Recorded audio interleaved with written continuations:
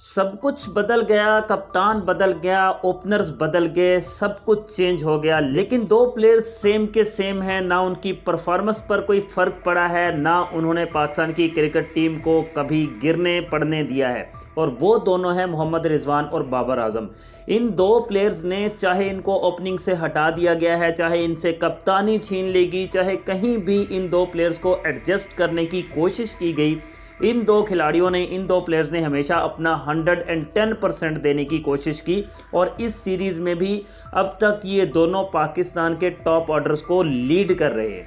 लेकिन सवाल ये है कि क्या हुआ इनको ओपनिंग से हटाकर, क्या मिला इनको ओपनिंग से हटाकर, क्या गुल खिलाड़ी आप लोगों ने इनकी ओपनिंग पेयर को, इनकी ओपनिंग की जोड़ी को तोड़कर, और क्या ऐसा आपको मिल गया एक नया एक्सपेरिमेंट करके। फिलहाल तक आपको 4-0 से मात हो रही है। नया कप्तान 4-0 से हार चुका है, नई ओपनिंग जोड़ी 4-0 से पाकिस्तान की टीम को शिकस्त दिलवा चुकी है। 1 डाउन पोजीशन पर बाबर आजम को लेकर आए, उसने अपना 110% दिया 1 डाउन पोजीशन पर भी, लेकिन इसके बावजूद भी 4-0 से शिकस्त हो चुकी है। शाहिद खान अफरीदी के बाद शाहीन शाह अफरीदी वो पहला कप्तान है कि जिसको न्यूजीलैंड के हाथों 3-0 या 4-0 की इस वक्त तक डिफीट हो चुकी है। बाबर आजम की कप्तानी में कभी ऐसा नहीं हुआ था। बाबर आजम और मोहम्मद रिजवान की ओपनिंग पार्टनरशिप्स में कभी ऐसा नहीं हुआ था, लेकिन हटा दिया गया इनको ओपनिंग से, कप्तानी से, सब कुछ से, विकेट कीपिंग से। लेकिन इसके बावजूद भी इस बार की इस T20 सीरीज़ में भी ये दोनों टॉप पर लीड कर रहे हैं पाकिस्तान के टॉप ऑर्डर्स के टेबल को। डिटेल से बात करते हैं इसी चीज़ पर। आप लोग पहली बार अगर मेरे चैनल पर विजिट करके आ रहे हैं तो आपसे रिक्वेस्ट है कि वीडियो को लाइक करने के साथ साथ आप लोग चैनल को सब्सक्राइब भी कर लें, क्योंकि यहाँ पर आपको क्रिकेट की तमाम अपडेट्स भी टाइम टू टाइम मिलती रहती हैं और तमाम स्टैट्स भी यहाँ पर शेयर किए जाते हैं। बाबर आजम और मोहम्मद रिजवान जिन्होंने अपनी ओपनिंग जोड़ी में पाकिस्तान को बेबहा बेशुमार फतूहात दिलाई थी, उन फतूहात में पाकिस्तान के 5 से 6 स्कोर्स ऐसे हैं कि जिनके स्टैट्स को देखकर आप लोग हैरान रह जाएंगे।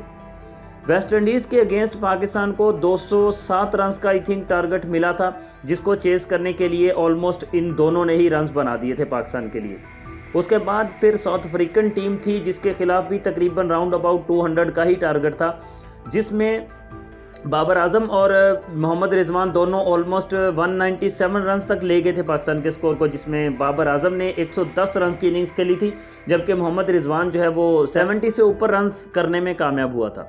उसके बाद शायद कोई नहीं भूला होगा कराची का ग्राउंड, जहां पर बाबर आजम और मोहम्मद रिजवान ने 200 प्लस का टारगेट इंग्लैंड जैसी टीम के खिलाफ चेज कर लिया।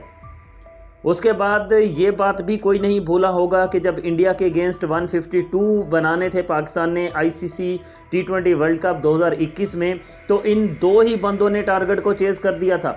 और पाकिस्तान की cricket history, T20 cricket history में पहली बार पाकिस्तान ने इंडिया को शिकस्त दी। वर्ल्ड कप्स की बात हो रही है। सो लातादाद परफॉर्मेंसेस हैं इन दोनों की, लेकिन वो माजी का हिस्सा हो चुकी बिकॉज वो ओपनिंग ये दोनों आया करते थे। बहुत सारी लोग ये बातें करते थे ये ओपनर आते हैं बहुत स्लो खेलते हैं, लेकिन भाई स्लो खेल कर भी ये 200 के टारगेट को कुछ नहीं समझते थे, चेस कर जाते थे। अब ओपनिंग पेयर चेंज कर दिया, लेकिन इसके बावजूद भी पाकिस्तान के टॉप के 6 बल्लेबाज पाकिस्तान के इस बार के न्यूजीलैंड के खिलाफ होने वाली T20 सीरीज़ में अब तक 4 मैचेस जो हो चुके हैं, तो इन 4 मैचेस में पाकिस्तान की अगर टॉप 6 की बात कर लें, टॉप 6 के जो 6 टॉप ऑर्डर्स के बल्लेबाज हैं, साइम अयूब, मोहम्मद रिजवान, बाबर आजम, इफ्तिखार अहमद, आजम खान और फ़खर जमान, ये 6 वो बल्लेबाज हैं जो पाकिस्तान के टॉप ऑर्डर के बल्लेबाज हैं। इन 6 में से अगर 2 बंदों को निकाल दें, रिजवान को और बाबर आजम को, पीछे बचते हैं 4। तो 4 बल्लेबाज जो हैं उन्होंने आई थिंक कोई 150 के करीब बॉल्स खेली हैं इस बार की सीरीज़ में, और 194 रन्स उन्होंने बनाए हैं, जिसमें अगर इनकी एवरेज की बात की जाए तो सिर्फ और सिर्फ 12 पॉइंट समथिंग की, मतलब 12-13 की एवरेज है उनकी। 12-13 की एवरेज भाईजान, ज़रा आप गौर करें, 12-13 की एवरेज है। स्ट्राइक रेट 130 प्लस की है, आई थिंक 130 से कम ही है। और इन्होंने टोटल, इन 4 खिलाड़ियों ने मिलकर टोटल इन 4 मैचेस की सीरीज़ जो अब तक हुई है, 4 मैचेस में सिर्फ 12 चौके लगाए हैं और 13 छक्के लगाए हैं इन 4 बल्लेबाजों ने, विदाउट बाबर एंड रिजवान। लेकिन दूसरी साइड से रिजवान और बाबर दोनों ने टोटल 250 तकरीबन या 240 बॉल्स इन्होंने फेस की हैं।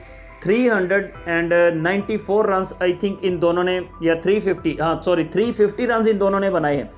मतलब 4 बल्लेबाजों ने 194 रन बनाए हैं, इन 2 बल्लेबाजों ने 350 के करीब रन बनाए हैं, जिनमें इनकी एवरेज 49 पॉइंट समथिंग की है भाई साहब। ऑलमोस्ट 50 की एवरेज बनती है इन दोनों की।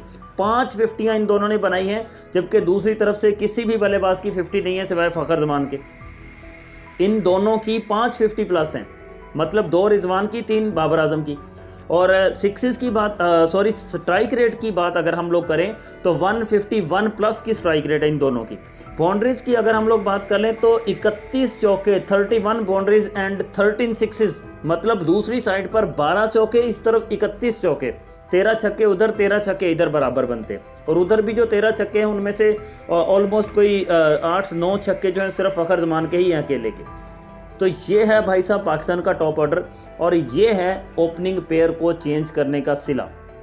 ओपनिंग पेयर को चेंज करने के बावजूद भी वही 2 बल्लेबाजी आपके लिए रन्स कर रहे हैं। कप्तान बदल दिया, ओपनिंग पेयर बदल दिया, लेकिन टीम की हालत वही है। टीम की हालत वही है। उंगलियां उठती थी बाबर आजम की कप्तानी पर, उंगलियां उठती थी मोहम्मद रिजवान और बाबर आजम की ओपनिंग जोड़ी पर। अब क्या हो गया भाई साहब? इस तरह तो न्यूजीलैंड में कभी भी नहीं हारे थे जिस तरह से इस बार बुरी तरह से हार रहे हैं।